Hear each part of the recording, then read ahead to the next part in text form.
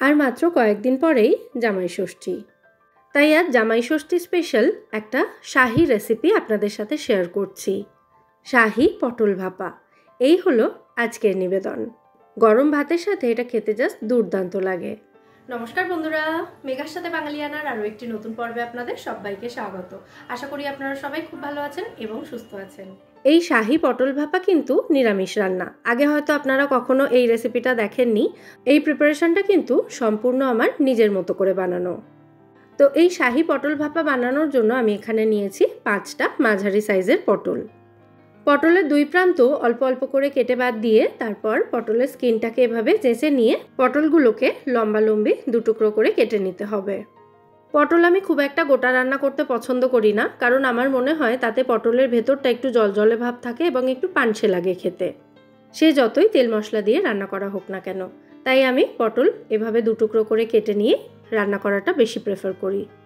আর চেষ্টা করবেন এরকম একটু কচি পটল নেওয়ার, মানে খুব বেশি মোটা মোটা দানা হলে কিন্তু এই রান্নাটা খুব একটা ভালো হবে না। যাই হোক, সমস্ত পটলগুলো একই রকমভাবে কেটে নিয়ে একবার ধুয়ে আমি জল ঝরিয়ে নিয়েছি। তারপর পটলগুলোর উপরে 1/2 টিস্পুন করে নুন এবং হলুদ গুঁড়ো দিয়ে দিলাম। এবার নুন হলুদটা পটলের মধ্যে ভালো করে মাখিয়ে নিচ্ছি। এভাবে নুন হলুদ মাখিয়ে পটলগুলোকে মোটামুটি 10 মিনিট মতো রেখে দেব। তো পটলগুলো এভাবে নুন হলুদ মাখিয়ে রাখা থাক, ততক্ষণে আমি এই রান্নার আরও একটা প্রিপারেশন এগিয়ে রাখবো। একটা বাটি নিয়েছি, তার মধ্যে নিয়ে নিচ্ছি আমি 1 চা চামচ পরিমাণে হলুদ সর্ষে, 1 চা চামচ পোস্ত, 5টা গোটা কাজু বাদাম আর 2টো কাঁচা লঙ্কা নিয়েছি। এগুলোকেও 10 মিনিট মতো ভিজিয়ে রেখে দেব।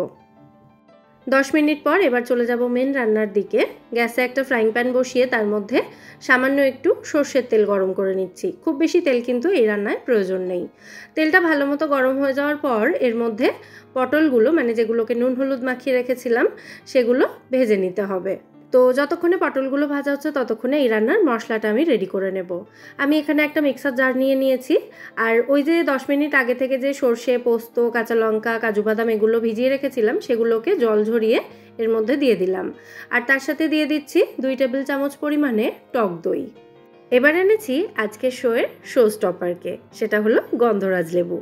একটা গোটা গন্ধরাজ লেবুকে ভালো করে ধুয়ে নিয়েছি এখানে। তারপর একটা গ্রেটারের সাহায্যে গন্ধরাজ লেবুর খোসার যে ওপরের সবুজ অংশটা, সেটাকে একদম হালকা হাতে গ্রেট করে এই মশলার মধ্যে নিয়ে নিতে হবে। এটা হচ্ছে গন্ধরাজ লেবুর জেস্ট।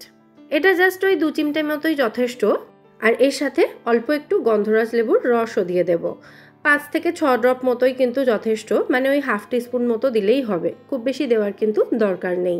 গন্ধরাজ লেবুর এই যে ফ্রেশ এসেন্সটা, এটাই কিন্তু আজকের রান্নাকে সুপারহিট করে দেবে। তো এই সমস্ত উপকরণ আমি মিহি করে বেটে নিয়েছি। এর মধ্যে আরও কিছু দেব, তবে তার আগে পটলগুলোকে একবার করে উল্টে দিচ্ছি, না হলে এগুলো পুড়ে যেতে পারে।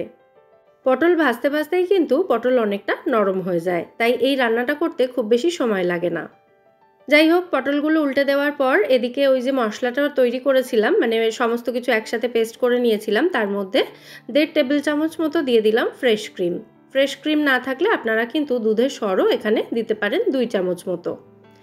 তো সমস্ত কিছু আবারও খুব ভালো করে ব্লেন্ড করে নিয়েছি এবং আমাদের মশলার পেস্ট কিন্তু এখানে একেবারে রেডি। এটাই আমাদের আজকের রান্নার একমাত্র মশলা। তো মশলাটা রেডি করার পর এটাকে যেহেতু ভাপা তৈরি করব, তাই একটা স্টিলের টিফিন বক্সের মধ্যে ঢেলে নিয়েছি। এবার মশলার জারটা ধুয়ে কিছুটা জল এর মধ্যে দিয়ে দেব, যাতে জারে লেগে থাকা এক্সট্রা মশলাটা নষ্ট না হয়। এরপর এর মধ্যে দিয়ে দেব স্বাদ অনুযায়ী নুন। আমি 1/2 টিস্পুনের একটু বেশি পরিমাণে নুন দিয়েছি। দিয়ে দিলাম স্বাদ অনুযায়ী সামান্য একটু মিষ্টি, টক দই এবং লেবুর রসের টক ভাবটা ব্যালেন্স করার জন্য 2 টেবিল চামচ মতো দিয়েছি এখানে কাঁচা সর্ষের তেল। আর দিলাম একটা কাঁচা লঙ্কা 2 টুকরো করে। যদি কারোর ঝাল একটু বেশি প্রয়োজন হয় তাহলে যাতে সে মেখে নিতে পারে লঙ্কাগুলো। তো সমস্ত উপকরণ একসাথে খুব ভালো করে মিশিয়ে দিয়েছি। এবার ভেজে রাখা পটলগুলো এর মধ্যে দিয়ে দেব। পটলগুলো এভাবে যদি হালকা করে একটু ভেজে নিয়ে ভাপা তৈরি করা হয়, তাহলে পটলের জলজলে ভাব বা পানসে ভাব কোনোটাই কিন্তু থাকবে না। তো পটলগুলোকে মশলার মধ্যে একবার জাস্ট নাড়াচাড়া করে দিলাম। এবার টিফিন বক্সের ঢাকনাটা বন্ধ করে দিয়ে এটাকে ফুটন্ত জলের মধ্যে বসিয়ে ভাপিয়ে নিতে হবে। একটা কড়াইতে আমি পর্যাপ্ত পরিমাণে জল ভালো করে গরম করে নিয়েছি। জলটা ফুটতে শুরু করেছে, দেখতেই পাচ্ছেন। তো এর মধ্যে টিফিন বক্সটা বসিয়ে দিলাম। জলের লেয়ারটা টিফিন বক্সের একদম নিচ পর্যন্ত ছিল, সেই জন্য আরও একটু জলের মধ্যে আমি অ্যাড করে দিলাম। জলটা টিফিন বক্সের অর্ধেকটা পর্যন্ত থাকবে। ব্যাস, এর বেশি জল দেওয়ার দরকার নেই। তো এবার কড়াইটাকে ঢাকা দিয়ে হাই ফ্লেমে এটাকে 7 থেকে 8 মিনিট মতো ভাপিয়ে নিতে হবে। তো 8 মিনিট ভাপিয়ে নেওয়ার পর গ্যাসের ফ্লেমটা আমি অফ করে দিলাম। তবে কড়াই থেকে টিফিন বক্সটা আমি এক্ষুনি বের করছি না, কারণ এখন প্রচণ্ড গরম রয়েছে টিফিন বক্সটা। তো এটাকে 5 মিনিট রাখার পর তারপর আমি কড়াই থেকে এই টিফিন বক্সটা বের করে নিচ্ছি। টিফিন বক্সটা এখনও অনেকটা গরম রয়েছে, তাই কাজটা কিন্তু খুব সাবধানে করতে হবে। টিফিন বক্সটাকে ভালো করে মুছে আমি এখানে রাখলাম। এবার টিফিন বক্সের ঢাকনাটা খুলে নেব। এই টিফিন বক্সের ঢাকনাটা খুব বেশি টাইট নয়, তাই একটা চামচ দিয়ে এভাবে একটু টান দিলেই কিন্তু ঢাকনাটা খুব সহজে খুলে যায়। তো আমাদের পটল ভাপা বা শাহি পটল ভাপা কিন্তু এখানে একেবারে রেডি হয়ে গেছে। একবার ভালো করে একটু নাড়াচাড়া করে মিশিয়ে দেব, তারপর এটাকে সার্ভ করব। এটাকে আমরা পটলের গন্ধরাজ মালাই ভাপাও বলতে পারি, তবে নামটা একটু বড় হয়ে যাচ্ছে, সেই জন্য আমি এটার নাম শাহি পটল ভাপাই রাখলাম। যে নামেই ডাকুন না কেন, খেতে কিন্তু এটা জাস্ট অসাধারণ হয়। জামাই ষষ্ঠীর মতো কোনো বিশেষ দিনে হোক অথবা যে কোনো সাধারণ দিনে পটলের এই নিরামিষ ভাপা কিন্তু আপনারা যে কোনো সময় যে কোনো দিন বানাতে পারেন। গরম ভাতের সাথে হোক অথবা পোলাও অথবা ফ্রাইড রাইসের সাথে, সব কিছুর সাথেই খেতে কিন্তু খুব ভালো লাগবে। আর আজকের এই রেসিপিটা যদি ভালো লেগে থাকে এবং ভিডিওটা যদি এখনও পর্যন্ত আপনারা কন্টিনিউ দেখছেন, তাহলে প্লিজ একটা লাইক করে দেবেন।